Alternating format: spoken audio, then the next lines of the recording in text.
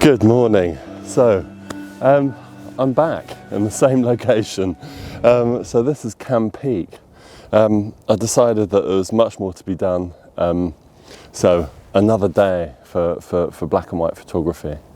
So first of all, on Cam Peak, Yuli is basically kind of over there-ish. And then there's Long Cam as well, which is up there, and we'll head up there and see what we can find. But I just had to come back here, and sunrise is always my favourite time of day. There's a fantastic, spectacular view from here, 360-degree view. Now, I'm going to be doing mostly black and white. I might have to do some colour as well because there are some beautiful colours in the sky at the moment. So let's make a start and see how we go. So first of all, got my camera at the moment on a tripod on f11, ISO 64 and 1/13 of a second. And what I'm looking at is just that beautiful, again, Downham Hill with the sun shortly to be rising over the hill. So I love coming to places before the sun actually rises and just photographing. It's very difficult to film in those conditions because it's so dark. But it's that special time that you just have to yourself, and that kind of special contemplative moment, which is really, really important in photography. Here we go. So on the back of the screen, so you can see what I'm doing. So first of all, just taking a colour shot here. But then I thought I'd just show you how to turn it into black and white. So like I explained yesterday, you can use RAW, but you can just change the picture style. So it's still in RAW, so you'll still have the colour information if you want, and you just go to set picture control and take it to monochrome and then go from there, and then you're in black and white. So that allows you to actually see it in black and white as you're taking the photo, which is invaluable. I mean, what you're looking for in black and white is contrast, texture, and composition, and those are the three things that I really focus on. I try not to worry about the shadows. I try and just concentrate on getting that contrast into the picture. Now, I use this tool to zoom in, so I set this one up to zoom in, but it's quite useful sometimes to zoom in to capture a composition as well. So just looking around the scene, you can just zoom in, zoom back out again.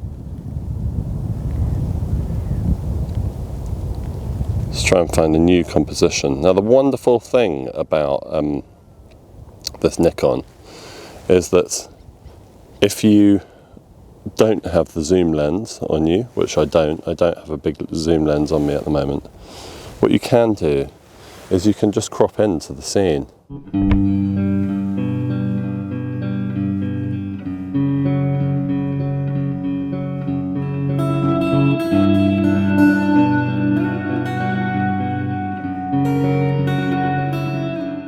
Okay, right, so here we are up on Long Cam.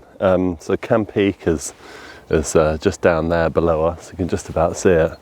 And just still looking at this glorious view towards Downham Hill. So again, what I'm going to be doing is cropping into these scenes. I'm taking a wider scene and then cropping in. Now, this is useful if you haven't got a zoom lens or you just are not carrying it on you at the time.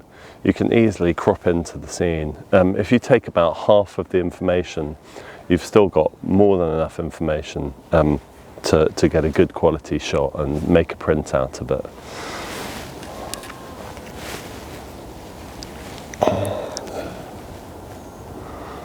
Right, now I'm going to try one of Downham Hill from here. There is a lot of backlight, so just need to shade my lens. And I'm going to try quite a few different settings. So with this, I'm using ISO 64, f11, and what I'm trying to do is just use different exposures with my shutter speed to affect the amount of light coming into my camera.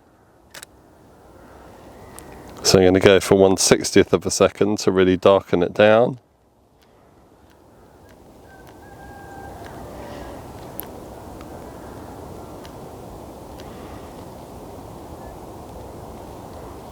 And then 1/100th of a second.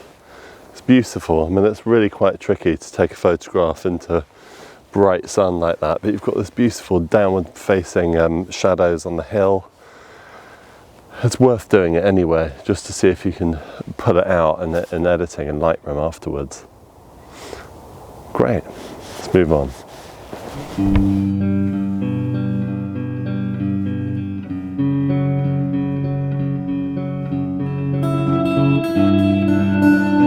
Okay, right, so I'm going to take this view again, but using a variable ND, which basically is just taking some of the light out of the sky, and I'm going to be using a polarizer as well, just to cut through some of that haze, so we've got a good kind of measure of the two. So I'm going to take a panoramic shot.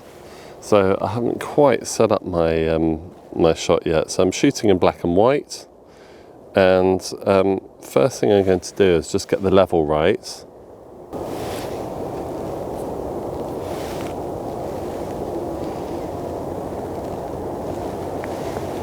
Okay, that's better. So when you're taking a pano, just try and set it up so that it's as level as you can get it. You can always correct it slightly if it's slightly wobbly in Lightroom, so it shouldn't be too much of a problem.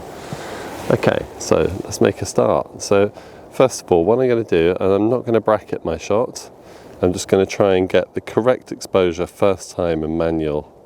So what I'm looking at is, I'm looking at trying to get my shot as well exposed in the sky. It's just taking up that variable ND a little bit so it doesn't get in the way. Now the problem with variable NDs is that you can put a filter on in Lightroom afterwards. You don't have to use them anymore. So you have to be quite careful, because once you've taken the shot, there's very little you can do about making those changes. So you make those slight changes as you go along in your camera. Okay, so 20th of a second, f11 and ISO 64. I think we're ready to go. So I'm going to take a shot, and then I'm just going to move it so that about half the scene is in the shot, and take another shot, checking for exposure. It's looking good.